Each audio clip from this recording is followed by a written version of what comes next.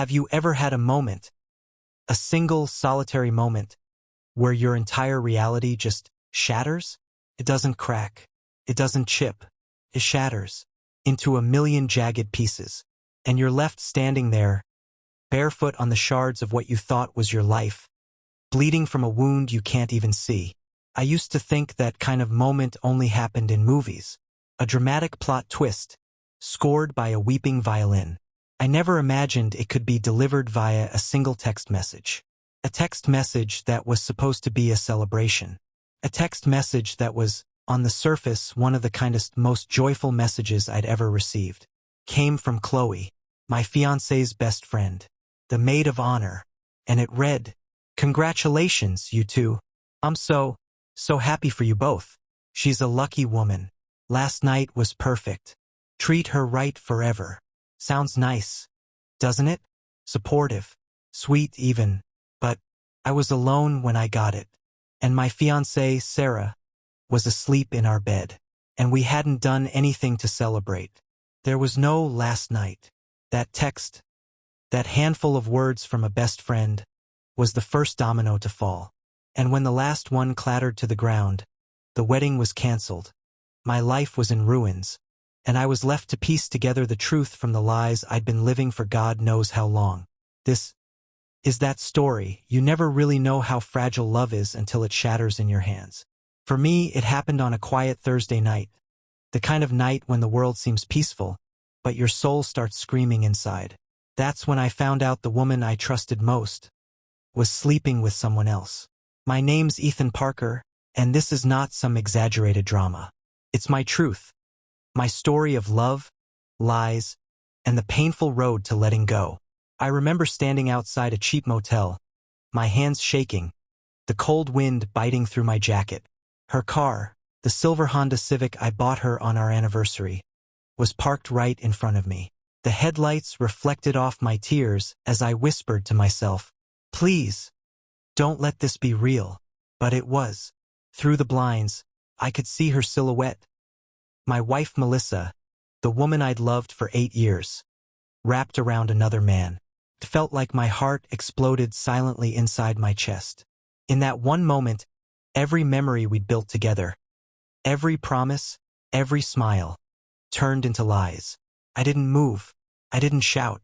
I just stood there, numb, watching the woman I thought I knew destroy me without even realizing it. That night changed everything. Melissa and I met in college, two dreamers who believed in forever. She was majoring in journalism. I was studying computer science. She loved writing poetry and laughing at her own jokes. I loved how she looked at the world.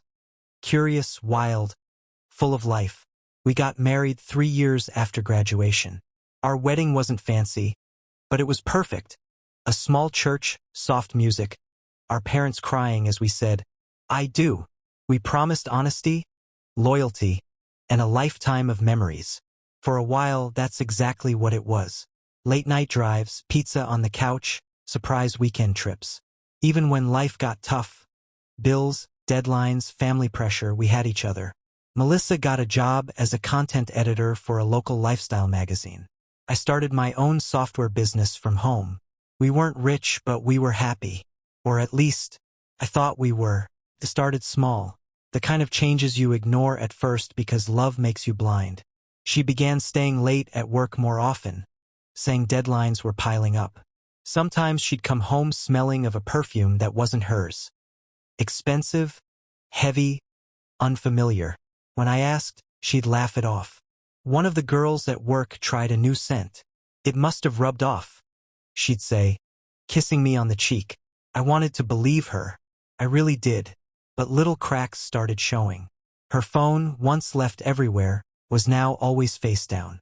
She started sleeping with it under her pillow. When it buzzed, she'd smile faintly and walk to another room.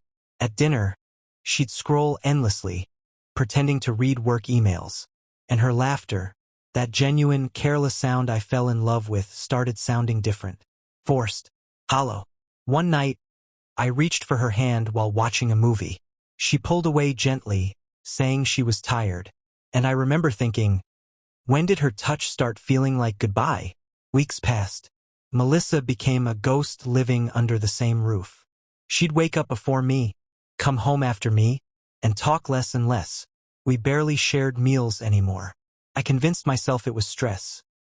Maybe the pressure at her job or family issues she wasn't sharing. But something deeper was off. The light in her eyes was gone. I started noticing small inconsistencies. Her stories didn't line up. She said she had a team dinner on Wednesday, but her car GPS history showed she'd been at a hotel 20 miles away. I found a restaurant receipt for two. Dated a night she claimed she was working late. The worst part? She looked happier in those moments than she'd been with me in months. I tried confronting her once. It was after midnight. She came home smelling faintly of cologne and wine. I stood in the doorway, staring at her, my heart pounding. "Melissa, can we talk?" I asked softly. She froze for a second, then smiled that fake smile. "Sure, but can it wait till morning? I'm exhausted." And she walked right past me. That's when I realized I was losing her, and she didn't even care enough to fight for us. For days I wrestled with my thoughts. Was I being paranoid? Was I overthinking like some jealous fool? But deep down, a voice kept whispering, "You already know the truth." One Saturday morning, she said she was heading to a weekend writing retreat. Something about deadlines and creative space. She packed a small suitcase, kissed me quickly, and left. 2 hours later, I checked the retreat website. No such event existed that weekend. That was it. My chest went cold. I called my friend, Mark, who was a private investigator. We'd gone to high school together, and though it broke my heart to say it, I asked him to follow her. He hesitated. "Ethan, are you sure you want to do this?" I swallowed hard. "I need to know, Mark, even if it destroys me." That night I couldn't sleep. Every creak in the house felt like guilt echoing through the walls. I stared at her wedding photo, her smile, her eyes, wondering how many lies were hidden behind them. The next day, my phone buzzed. A message from Mark. "You might want to sit down for this." Attached were photos. Melissa at a cafe, laughing with a man I'd never seen. His hand rested on hers like he owned it. Later, another photo. Both of them entering a motel room. My world fell apart silently. I stared at those pictures until my vision blurred. My heart didn't just break. It disintegrated. That's when I knew. She'd been cheating for months, and I had to catch her, not just for proof, but for closure. If you've ever had your heart broken by someone you trusted, you'll feel what comes next. I'll tell you how I caught her in the act, and what I did afterward. Subscribe to Betrayal Tells to follow the truth, the pain, and the justice that came next. Mark's message stayed open on my phone for almost an hour before I could move. I just sat there, staring, trembling, trying to breathe. Every beat of my heart echoed like thunder in my ears. Melissa, my wife, my best friend, my reason for getting out of bed, was in a motel with another man. The kind of sentence you never expect to say about your own life. When she came home Sunday night, her voice was light, her eyes tired. She said the retreat was amazing. She even brought me a souvenir mug with a mountain logo on it. I smiled back, pretended nothing was wrong. Inside, my soul felt like glass, sharp and ready to shatter. That night, as she slept beside me, I stared at the ceiling. Her breathing was calm. Mine wasn't. Every inhale felt heavier, every thought darker. I replayed every moment in my head. The laughter, the promises, the years. And now all I could see was betrayal wrapped in love's disguise. Days went by. I didn't confront her right away. I wanted to. But something inside me whispered, "Don't shout. Prove." Because if she could lie so easily once, she could twist the truth again. And I didn't want an argument. I wanted clarity, the kind you can't run from. So I started paying attention. Little details. She started dressing up more for work, changed her phone password. And every Friday, she suddenly needed to stay late. That was the pattern. Friday nights. So I waited. I bought a small dash camera, the kind that records in HD and stores footage on a memory card. Installed it quietly in her car when she was showering. Not because I wanted to spy, but because I needed to stop doubting my own sanity. A week later, I watched the footage. And there it was, her car pulling into the same motel parking lot. The same man walking beside her. The same lies repeated again.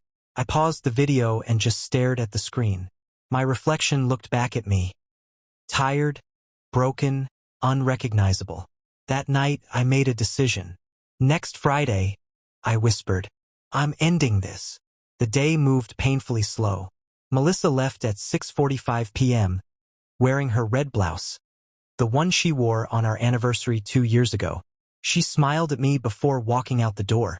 That smile, it almost fooled me again. I followed 20 minutes later, my hands cold on the steering wheel. The sky was gray, like even heaven didn't want to watch. When I reached the motel, I parked far enough to stay hidden but close enough to see her car. Then I waited. 10 minutes later, she appeared, laughing, holding hands with him. They kissed before walking inside. My world went silent. I sat there for a long time. Couldn't move. Couldn't cry. It's strange how heartbreak doesn't always feel loud. Sometimes it's just quiet and heavy, like drowning in still water. I took a few photos, not out of anger, but because I needed proof that my heart wasn't lying. Then I left. No confrontation, no shouting match. Just silence, the kind that ends everything. When I got home, I went straight to the kitchen sink and turned on the tap. Water ran over my hands, but it didn't cool the fire burning inside me. I felt like my entire life had been one long performance, and I had been the only one who didn't know it was fake. That night, I didn't sleep. Every sound in the house felt foreign.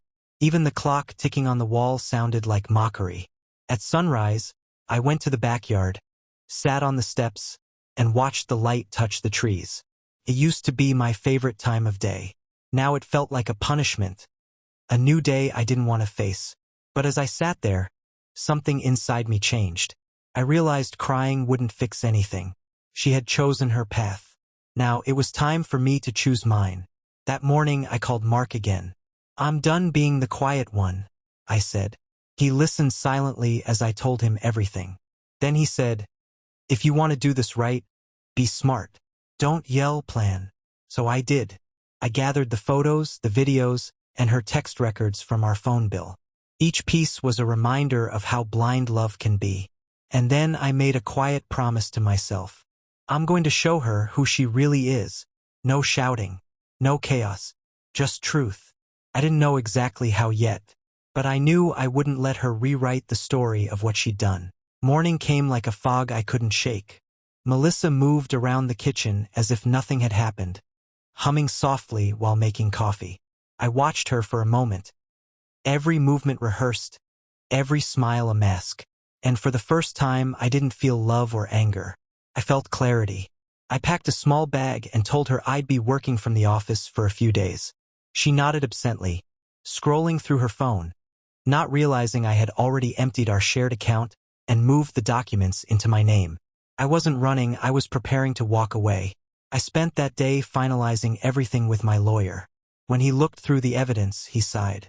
You have all you need, Ethan. You can file quietly. No drama, no confrontation. But I wasn't ready for silence just yet. I wanted her to face the truth, not through shouting, but through the weight of what she'd done. Friday night arrived again. She said she'd be staying late at work. I told her I'd order takeout and wait up. She smiled, the same practice smile that used to melt me, and left. 15 minutes later, I sent a group text. Her parents, her best friend, even her boss. Just one message. I think Melissa forgot to mention her weekend plans. You should probably see this. I attached a few photos, nothing graphic, just undeniable. Her hand in his, the same motel, her car parked outside. Then I turned off my phone and waited. An hour later, the calls started coming in, one after another. I didn't answer any of them. When she walked through the door at midnight, her face was pale, eyes wide. She already knew. Her phone must have exploded with messages. She whispered, "What did you do?" I said quietly, "I didn't do anything, Melissa. The truth did." She tried to speak, but words failed. Tears filled her eyes. Maybe guilt, Maybe fear. I'll never know. For the first time in months, I felt calm. I slid an envelope across the table. Inside were divorce papers and a letter. The letter wasn't angry. It was honest. You didn't just betray me. You betrayed the life we built. I'm not here to punish you. I'm here to let go. She cried, begged me to talk, to forgive, to try again. But forgiveness doesn't always mean return. Sometimes it means walking away without hate. I took my bag, looked around our home one last time and said, "Take care of yourself, Melissa. I hope one day you understand what real love deserved." Then I left. The first few weeks were brutal. Nights felt endless, silence heavier than noise. I deleted our photos, returned her wedding ring to her mailbox, and started therapy. Mark checked in often. "You doing okay, man?" I'd smile faintly and say, "Getting there." Work helped. So did running, reading, and learning how to be alone without feeling lonely. Slowly, the weight began to lift. There was a strange kind of peace in starting over, like breathing clean air after years in smoke. I realized revenge hadn't healed me. Truth had. I didn't need her to hurt. I needed myself to heal. A few months later, I moved into a small apartment overlooking a park. Some mornings, I'd sit on the balcony with coffee, watching people walk their dogs, couples holding hands. I didn't feel bitterness anymore, just gratitude that I finally knew the difference between love and illusion. Sometimes I still think about her, not with anger, just with understanding. People make choices that reflect who they are, not who we were. And as for me, I'm learning to live again, to trust again, to hope again. If you're listening to this and you've been betrayed, remember this: the truth may break you, but it also frees you. Don't let their lies define your worth. Walk away even if your legs tremble. One day you'll look back and realize the day you lost them was the day you found yourself. Soft piano fades in. She once called me her forever. Now I call her my greatest lesson. If this story touched your heart, share it with someone who needs strength tonight. Subscribe to Betrayal Tells for more real-life confessions, heartbreak, and healing. Because every ending is just the beginning of truth. I still remember the way she said it. Not loud, not even angry, just cold. Like she'd already rehearsed it in her mind 100 times before finally saying it aloud. "My life would be easier without you." Those words didn't come from hate. They came from exhaustion. And that's what hurt the most. It was the kind of sentence that doesn't end a fight, it ends a marriage. I'm Ethan Walker, 35 years old, mechanic by trade, husband by choice, fool by heart. For 10 years, I thought I'd built a simple, decent life. We had a small 2-story house in a quiet neighborhood just outside Chicago. A dog named Max, 2 cars that barely made it through the winter, and a love story that, at least to me, felt like it could survive anything. Melissa was everything I wasn't: ambitious, confident, social. When we met, she was finishing her degree in marketing while I was working late nights at the auto shop, saving for our wedding. She'd talk about her dreams, the corner office, the fancy coffee machine, the life she said she wanted us both to have. And I believed her. I believed in her. I worked weekends so she wouldn't have to stress about bills. I cooked dinner when she came home exhausted. I cheered for her promotions like they were mine. Back then, she used to look at me with that soft, grateful smile, the one that made every long day worth it. But somewhere along the way, that smile faded.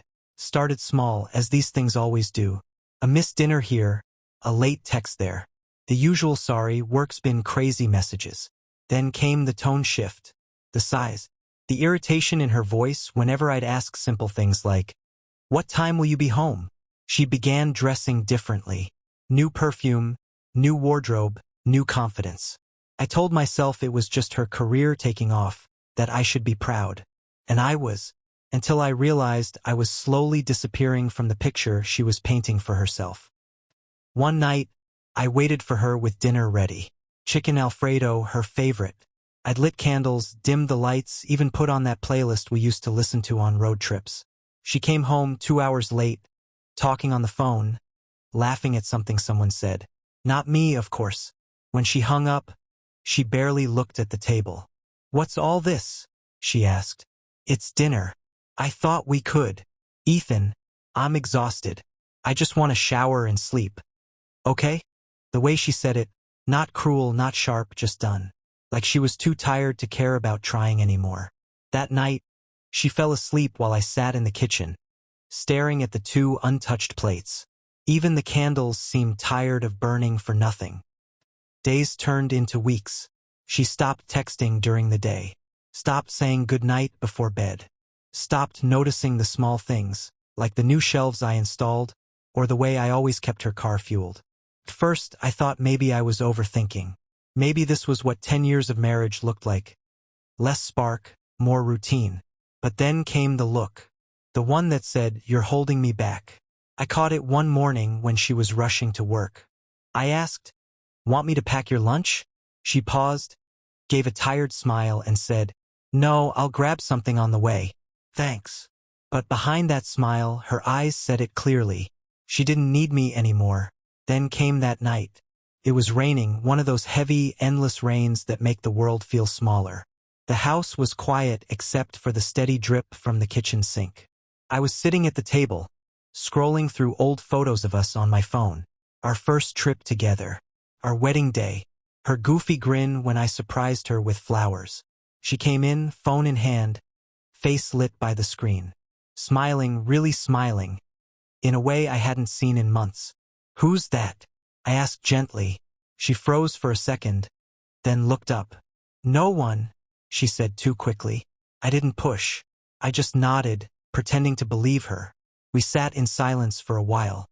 The kind of silence that screams everything you're too scared to say. Finally, I asked, "Are you happy, Mel?" She sighed, rubbed her temples, and said, "Can we not do this tonight?" I nodded again. But something in me, something old and patient, broke a little. A few minutes later, she stood up, exhaled sharply, and muttered it. "My life would be easier without you." Just like that. No yelling, no fight, just that one sentence that cut through everything. For a moment I thought I misheard her. But when she looked at me, eyes cold, jaw clenched, I knew she meant it. I didn't argue, didn't ask why, didn't try to change her mind. I just got up, grabbed my jacket from the chair, and walked out into the rain. As I stood under the streetlight, soaked and shivering, I realized something strange. I wasn't angry. Not yet. I was empty. The kind of empty that comes after you've given everything you had. And it still wasn't enough. I walked for hours that night. Past the coffee shop where we used to sit for hours. Past the park where I proposed to her under the old oak tree. Every place felt haunted, not by ghosts but by us. At some point, I ended up by the lake, watching the rain ripple across the surface. I wanted to scream, to throw my ring in the water.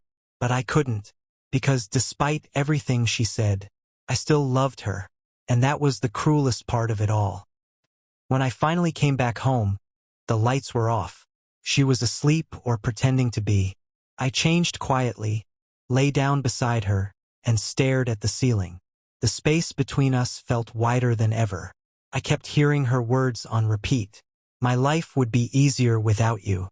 Maybe she was right. Maybe I'd been holding her back. Maybe love wasn't enough anymore. But I also knew one thing. If she truly believed her life would be easier without me, I'd give her that chance. And I'd find out what my life looked like without her.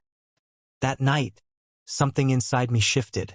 The quiet, loyal husband, the one who always forgave, who always fixed things, died in that rain. And the man who walked back into that house wasn't the same anymore. That was the night I realized love doesn't die with betrayal. It starves slowly in silence. What happened after that? Let's just say walking out was only the beginning. I didn't go back to the house the next morning. Instead, I drove aimlessly, no map, no plan. Just a man trying to outrun a sentence that changed everything. The rain had stopped, but my mind hadn't. Every word she said kept looping in my head like a broken record. My life would be easier without you. I pulled into a small roadside diner around 7 a.m. Sat at the counter, ordered black coffee, and just stared at it. Didn't drink. Didn't eat. Just sat there, trying to figure out how something I thought was forever could fall apart so quietly. It's strange how betrayal doesn't always come with fireworks. Sometimes, it's just a whisper in the kitchen, and the sound of rain washing away what's left of you. By afternoon, I finally drove home. The house looked the same, but it didn't feel like mine anymore. Melissa's car was gone. Her mug was still on the counter, lipstick stain fresh. Everything looked normal, but it wasn't. I showered, changed, and sat in the living room. For the first time in years, I didn't wait for her to come home. Didn't text her. Didn't ask where she was. And that silence, that simple, heavy silence, felt more honest than any of our conversations in months. The next day, my phone buzzed. It was Jordan, one of my oldest friends. We hadn't spoken in a while, but he sounded uneasy. "Hey man, you okay?" "Yeah." "Why?" He hesitated. I saw Melissa last night, at the Copper Lounge. She was with some guy." I froze. "What guy?" "I don't know. Older. Suited. Didn't look like a coworker. They were sitting real close." He didn't need to say more. I just thanked him and hung up. For a few minutes, I sat there, trying to breathe. It's strange. When you hear something like that, your body reacts before your mind does. My hands were shaking. My chest felt heavy. But instead of exploding, I went numb. Like my body knew something my heart still refused to accept. That night, when Melissa came home, she was humming. Actually humming. She dropped her purse, kissed Max on the head, and walked past me like I wasn't even there. "How was your day?" I asked quietly. "Busy," she said, grabbing a water bottle. "Had dinner with some clients." Clients. That word hit differently now. I smiled, the kind of fake smile that hides more pain than words ever could, and nodded. "I'm glad work's going well." She looked at me for a second, searching my face like she expected a fight, but when she didn't find one, she just shrugged and went upstairs. Over the next few days, I started noticing everything. Every late-night text. Every extra hour at the office. Every time she came home smelling like a perfume I didn't recognize. It was like living with a stranger who looked exactly like the woman I loved. One night, she came home past midnight. Her hair was messy, her lipstick faintly smudged. When I asked how work went, she said, "You wouldn't understand." She was right, I wouldn't. Not anymore. I began keeping my distance, quietly, carefully. Woke up earlier than her. Came home later. Stopped initiating conversations. And she didn't seem to notice. Or maybe she did and just didn't care. But the silence gave me something valuable, clarity. I started thinking back on all the times I'd ignored my gut. The canceled plans. The locked phone. The girls' night that somehow always ended in her coming home at dawn. I used to believe love meant trusting someone no matter what. Now I realized love without honesty is just self-destruction in slow motion. Then came the message. It was a Tuesday night. Melissa was in the shower, her phone left on the counter. It buzzed twice. Same name flashing on the screen, Eric. I'd heard the name before. Her boss. The one she always mentioned in passing. My stomach tightened. I shouldn't have looked. But when your heart's already breaking, curiosity becomes a form of self-harm. I picked it up. One message read, "Last night was perfect. I wish he'd finally leave you." My breath caught. Then another one. "You deserve better than that boring life, Mel." The room spun. It felt like someone had pulled the air out of my lungs. I put the phone back exactly where I found it, careful, deliberate. Then I walked outside, sat on the porch, and let the night swallow me whole. There's a moment in every betrayal when your heart stops trying to deny the truth. That was mine. I didn't cry, didn't yell, didn't storm into the bathroom and confront her. I just sat there, because I knew the second I confronted her, everything would end. And I wasn't ready for the final blow. Not yet. The next few days were mechanical. She'd leave early. I'd stay quiet. I stopped eating dinner with her. Stopped reaching for her hand when she passed by. I was studying her now. The way she smiled at her phone. The way she avoided eye contact. The way her voice softened when she said, "I'll be late." And underneath the pain, something new was growing.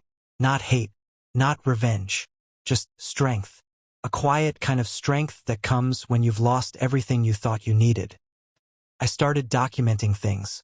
Screenshots, receipts, times, dates, places. Not because I wanted revenge. Not yet. But because I knew she'd lie. And when she did, I'd be ready. A week later, I finally confronted the mirror. Not her, not yet, but myself. I looked at the man staring back. Eyes tired, beard rough, shoulders heavy. A man who'd spent years giving love to someone who'd already checked out. And for the first time, I didn't feel pity. I felt resolve. If she truly believed her life would be easier without me, then she was about to find out what without me really meant. That night, I packed a small bag, just essentials. Laptop, clothes, some cash. I didn't plan to leave yet. I just wanted to be ready. When she came home later, I was on the couch, pretending to watch TV. She smiled faintly, kissed my cheek, out of habit, not love, and went upstairs. And that's when I whispered to myself, "All right, Ethan, time to stop being the victim." I didn't sleep that night. Instead, I drafted an email to my lawyer friend, asking about separation options. Then I started researching financial records, what was under my name, what wasn't. And the more I dug, the clearer it became. She'd built her empire on the foundation I'd laid. The house, the savings, the car, all of it in my name. She'd been living her dream, but it was my hands that paid for it. It was ironic. She said her life would be easier without me, but I was the one holding it together all along. By dawn, I'd made a silent promise to myself. I wouldn't yell. I wouldn't cry. I wouldn't even tell her I knew. I'd let her keep living her double life, just long enough for me to take mine back. Because sometimes, revenge isn't about making someone suffer. It's about watching them realize what they lost, when it's already too late. She thought I was broken, that I'd quietly fade away, but the truth was I was just getting started. The revenge didn't happen overnight, but when it did, it changed everything.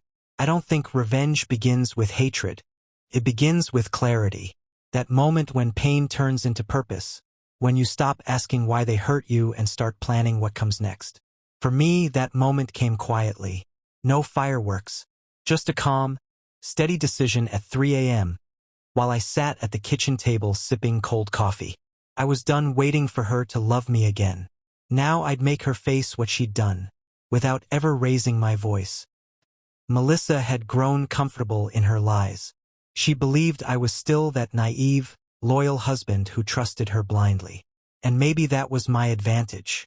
The next morning, I kissed her forehead before she left for work. She smiled, surprised by the gesture. I watched her drive away, her taillights disappearing into the morning fog. Then I opened my laptop and got to work. Over the next week, I became a quiet investigator in my own home. I backed up her phone to my cloud.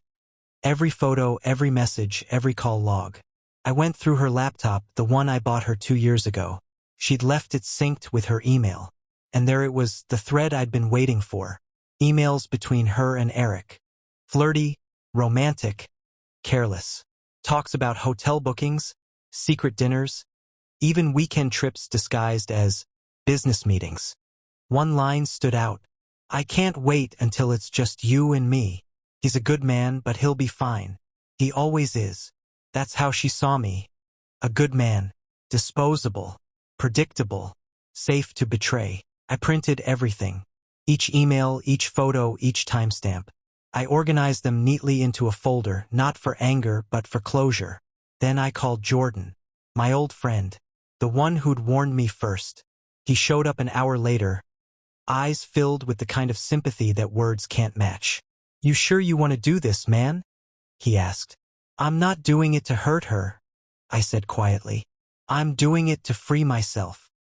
That Friday, Melissa had a business dinner. I already knew where. The Copper Lounge, the same place Jordan had seen her before.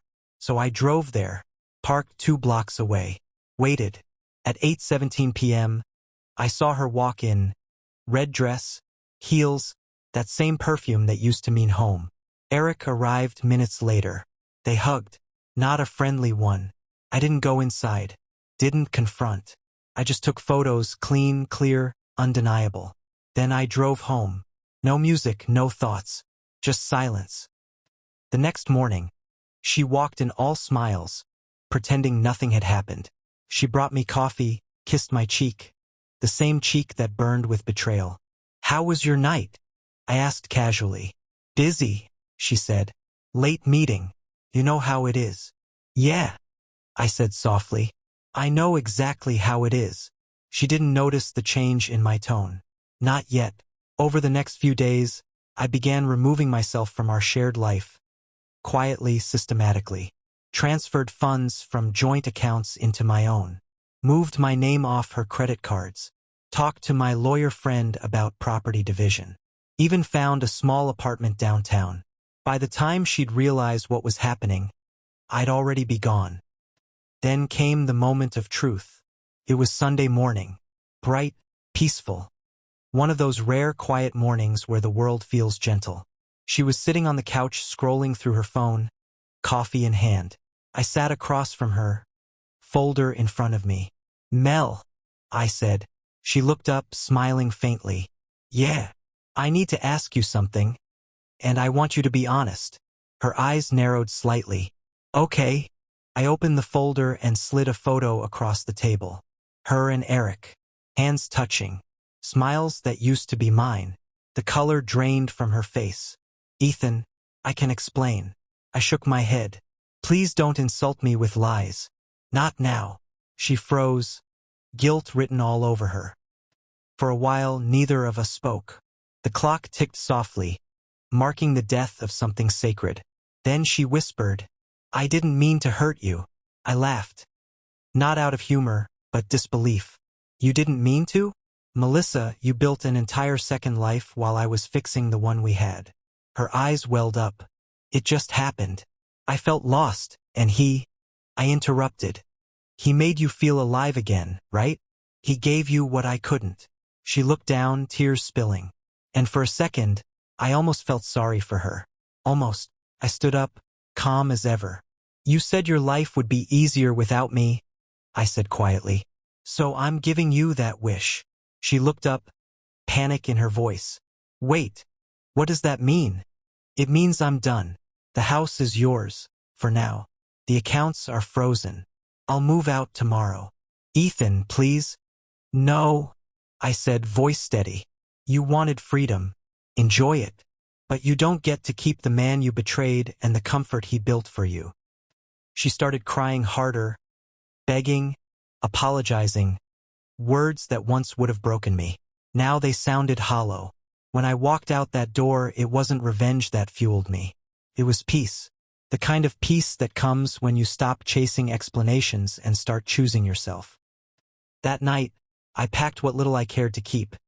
Clothes, Max's leash, my old watch, and the folder. Before leaving, I placed my wedding ring on her pillow. No note, no goodbye. Just silence, the same silence she gave me for months. As I stepped outside, the air felt lighter, cold but alive. I looked back once.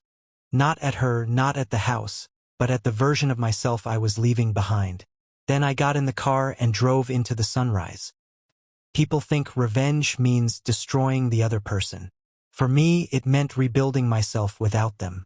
But fate wasn't done yet, because sometimes karma waits quietly, and when it finally moves, it does so with precision. And Melissa's karma was coming faster than she knew. I thought it was over when I walked out, but life has a funny way of balancing the scales. She wanted freedom, and she got it, but what came next would break her more than it ever broke me. It's been 6 months since that night. 6 months since the police lights painted my driveway red and blue. 6 months since I watched Lena, my wife, being led away in handcuffs, tears streaming down her face, screaming my name like it suddenly meant something again. She got 3 years for fraud, forgery, and obstruction. Apparently, she wasn't just cheating on me. She was stealing from her company, funneling money into an account under the same man's name she cheated with. Her business partner, the guy from the hotel, turned on her the moment things went wrong. He cut a deal, pinned everything on her, and vanished. Poetic, isn't it? The woman who told me her life would be easier without me was destroyed by the man she thought would save her. And me? I didn't feel joy, not satisfaction, just a quiet, haunting peace. When the trial ended, I didn't even stay to watch her sentence. I just walked out, like I did that night she broke me. The cold air hit my face again, and for the first time in months, it didn't hurt. I went back to my truck. The same one I slept in that night I left her. The same one where I promised myself I'd never beg for someone who threw me away. Now it was just me, the engine humming, the road stretching endlessly ahead. Life's different now. I rented a small place near the mountains. Mornings smell like pine and coffee instead of perfume and lies. I started my own auto shop, nothing fancy, but honest, real. People trust me here because I learned how to tell truth from deception the hard way. Sometimes, when the shop's quiet, I think about Lena. I wonder if she ever thinks about me, if prison walls echo her regrets, if she remembers how she said those words, like a bullet meant for mercy. Maybe she does. Maybe she doesn't. Either way, I've stopped waiting for her apology. Last week, I got a letter. No return address, but I knew that handwriting instantly. Her words were shaky, like her hand trembled while writing. I don't expect forgiveness, Ethan. I just wanted you to know. I'm sorry. You were right. The people I trusted were never who I thought they were. I lost everything trying to build a life without you. Maybe I deserved that. I read it twice. Then I folded it, placed it in the glove compartment of my truck, and drove to the same river where I once slept broken and lost. I sat on the hood, watching the sunset melt into the water. That night I whispered to no one, I forgive you, not for her, but for me, because carrying hate was just another way of holding on to her. And I was done holding on. Sometimes healing doesn't come with closure. It comes with distance. It comes when you finally stop asking why and start saying thank you. Thank you for showing me what betrayal feels like, because now I'll never mistake it for love again. As I drove home that night, city lights fading behind me, I realized something. My life wasn't easier without her. It was better, cleaner, quieter, free. And maybe that's the strange beauty of heartbreak. You lose someone you thought you needed, only to find the version of yourself you were meant to be all along.